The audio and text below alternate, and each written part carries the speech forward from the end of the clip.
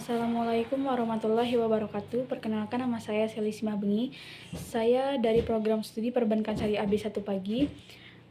Jadi di sini saya akan menjelaskan pernyataan-pernyataan tentang perbankan syariah.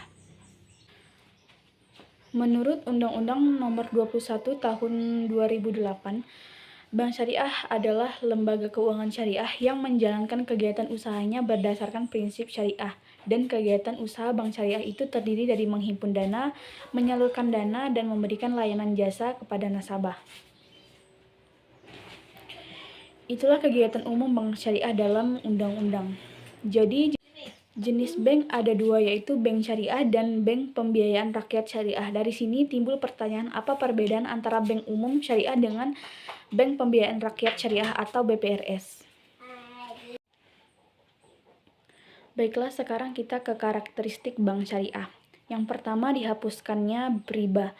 Bank syariah memang tidak memperhatikan riba bunga dan riba dalam kegiatan operasionalnya. Yang kedua, memberikan pelayanan publik, artinya bank syariah tidak hanya mementingkan keuntungan untuk dirinya sendiri, akan tetapi bank syariah menyediakan pos-pos untuk memberikan dana atau sumbangan dalam bentuk besar maupun kecil kepada kepentingan publik. Contohnya, adanya partisipasi bank syariah dalam bentuk penyumbangan dana, seperti pembangunan jembatan ataupun pembangunan sekolah. Yang ketiga, bersifat universal, artinya bank syariah tidak hanya memberikan layanan kepada umat Islam saja, akan tetapi masyarakat non-muslim juga dapat menerima atau merasakan layanan dari bank syariah tersebut. Yang keempat, adanya prinsip kehati-hatian dalam penyaluran pembiayaan ini tidak hanya ada di bank syariah, namun juga praktik ini ada juga di bank-bank konvensional lainnya atau lembaga keuangan yang kegiatan usahanya memberikan pembiayaan kepada masyarakat. Yang kelima, bagi hasil cenderung mempererat hubungan antara bank dengan pengusaha. Kenapa demikian? Karena untuk pembiayaan yang berdasarkan prinsip bagi hasil, hubungan dengan nasabah itu tidak hanya sebatas kreditur dan debitur, tetapi lebih menjadi mitra. Bank dan nasabah bermitra atau bekerjasama dalam menjalankan usahanya. Bank sebagai pemberi modal dan nasabah sebagai pengelola modal atau pekerja, maka bank dan nasabah berbagi hasil atas keuntungan yang diperoleh oleh nasabahnya. Makanya bank dengan nasabah itu disebut bermitra, bukan antara peminjam atau pemberi dana. Yang keenam adalah memanfaatkan instrumen pasar. Ini sama halnya dengan melakukan prinsip kehati-hatian pada pembiayaan, maka memanfaatkan instrumen pasar uang ini juga merupakan karakteristik antara bank syariah dan konvensional. Kenapa? Karena adanya instrumen pasar uang merupakan salah satu kegiatan operasional setiap bank, baik bank syariah maupun bank konvensional. Selanjutnya kita ke tujuan bank syariah. Tujuan bank syariah ada 6. Yang pertama, mengarahkan kegiatan ekonomi umat untuk bermuamalah secara islami. Jadi ini juga yang melatar belakangi munculnya bank syariah, agar masyarakat muslim ada pilihan untuk meninggalkan riba. Jadi masyarakat muslim yang sadar akan riba itu haram bisa beralih ke bank syariah. Yang kedua, menciptakan keadilan di bidang ekonomi. Maksudnya, sasaran bank syariah dalam menyalurkan pembiayaan itu tidak hanya pemodal-pemodal atau pengusaha-pengusaha besar, namun dari pengusaha besar sampai pengusaha kecil, bank syariah bisa mendanai usaha-usaha masyarakat di Indonesia. Jadi dengan adanya keadilan baik untuk pengusaha besar maupun pengusaha kecil dalam hal penyaluran dana. Nomor 3, meningkatkan kualitas hidup umat. Jadi dengan adanya keadilan atau pemerataan distribusi pendapatan atau distribusi pembiayaan dari bank syariah ke masyarakat maupun pengusaha besar atau pengusaha kecil tadi bisa meningkatkan kualitas hidup baik secara ekonomi maupun non-ekonomi. Jadi kalau pengusaha-pengusaha kecil itu menerima kucuran dana dari bank syariah, maka secara otomatis mereka tidak akan kekurangan modal dan mereka juga bisa menjalankan usahanya untuk kedepannya, dan pada akhirnya kualitas hidup mereka pun bisa lebih baik atau meningkat. Yang ketiga, menanggulangi masalah kemiskinan. Ini sama seperti penyaluran pembiayaan tadi atau keadilan di bidang ekonomi. Maka ketika memang keadilan di bidang ekonomi itu bisa terrealisasi, maka kualitas hidup pun akan semakin meningkat dan secara otomatis kemiskinan pun bisa ditanggulangi. Yang keempat, menjaga stabilitas ekonomi. Bagaimana bisa bank syariah menjaga stabilitas ekonomi? Berdasarkan prinsip dasarnya, yaitu tidak menggunakan riba atau bunga, maka stabilitas ekonomi pun bisa terjaga. Krisis moneter di Indonesia maupun krisis moneter dunia sekalipun tidak akan bisa menggoyahkan keberadaan bank syariah, karena bank syariah memang tidak menggunakan prinsip bunga.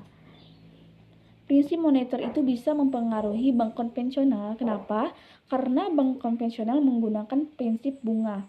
Umumnya, krisis moneter terjadi ketika bunga bank itu naik, akan menjadi gonjang-ganjing kegiatan operasional banknya pun, dan stabilitas ekonomi pun tidak akan terjaga. Namun di bank syariah, karena tidak menggunakan prinsip bunga, maka stabilitas ekonominya pun tetap terjaga.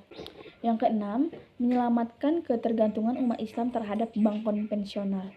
Baiklah, sekarang kita ke perbedaan antara bank syariah dengan bank konvensional.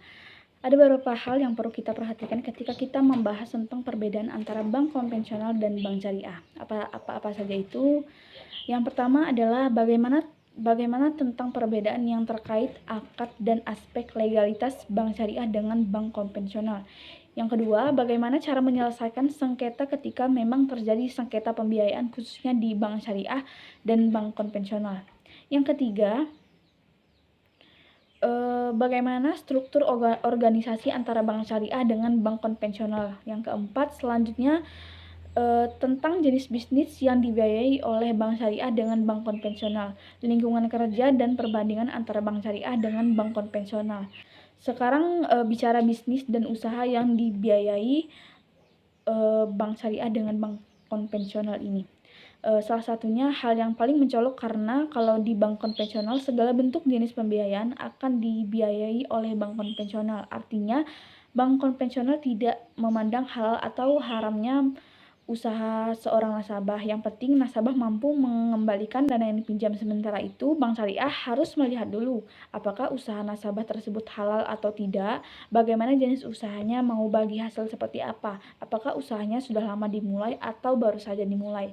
Nah, itulah perbedaan antara bank syariah dan konvensional. Jadi bank syariah lebih teliti dalam melihat halal haramnya, kemudian jangka waktu nasabah tersebut akan diperhatikan oleh bank syariah. Sementara bank konvensional tidak melihat halal haramnya usaha seseorang. Yang penting nasabah mampu mengembalikan sejumlah uang dana yang sudah diberikan. Baiklah, selanjutnya kita mulai dari akad. Untuk akad, perbedaan antara bank syariah dengan bank konvensional itu kedua-duanya menggunakan akad. Jadi yang mau saya jelaskan di sini adalah jangan pernah ketika ditanya orang, apa beda bank syariah dan bank konvensional itu? Lalu kita menjawab kalau bank syariah pakai akad, kalau bank konvensional tidak pakai akad. Itu sangat salah. Penjelasannya, bank syariah dengan bank konvensional itu dalam melakukan transaksi atau kegiatan operasionalnya selalu menggunakan akad. Perbedaannya adalah di bank konvensional, akad digunakan itu tidak jelas akadnya, sementara di bank syariah itu jelas sesuai dengan produk yang diinginkan nasabah atau sesuai dengan produk yang disepakati antara nasabah dengan bank syariah. Misal mau akad jual beli, apa sajakah akad jual beli? Ada murabahah dan istisna.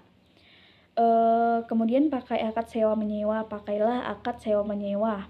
Mau akad bagi hasil, maka menggunakan akad mudharabah dan musyarakah. Nah, kalau di bank konvensional semua akad sama. Kalau di bank syariah, akadnya sesuai dengan kesepakatan antara bank dengan nasabah, mau menggunakan jenis pembiayaan apa, jenis tabungan apa, pakai produk apa, atau mau bertransaksi jenis apa. Jadi akad itu adalah perjanjian antara nasabah dengan bank. Kalau di bank konvensional untuk jenis tabungannya sama semua, yang membedakan adalah nama produknya. Tapi kalau di bank syariah, jenis tabungan saja pun ada di akadnya, ada wadiah dan ada mudharabah. Itu perbedaan antara akad bank konvensional dan bank syariah. Selanjutnya tentang struktur organisasi. Struktur organisasi itu ada top manajemen sampai bottom manajemen. Dari atas ke bawah itu sama untuk di perusahaan manapun. Di bank konvensional maupun bank syariah, yang membedakan struktur organisasi bank syariah dengan bank konvensional adalah bank syariah memiliki 2 dewan syariah. Yang pertama Dewan Pengawas Syariah, yang kedua Dewan Syariah Nasional. Kalau Dewan Pengawas Syariah ini adalah fungsinya untuk mengawas seluruh bank syariah yang ada di Indonesia. Sementara Dewan Syariah Nasional ini adalah mengawasi salah satu lembaga keuangan syariah, misal DSN Bank Sumut Syariah, DSN BSI, DSN Bukopin Syariah. Kalau DPS seluruhnya diawasi, tapi kalau DSN bertugas mengawasi salah satu bank saja. Nah, DPS dan DSN ini tidak hanya berada di lingkungan bank syariah saja, tetapi seluruh lembaga keuangan syariah tetap memiliki Dewan Pengawas Syariah dan Dewan. Baiklah, sekian video dari saya. Semoga bisa dapat dipahami dengan baik. Wassalamualaikum warahmatullahi wabarakatuh.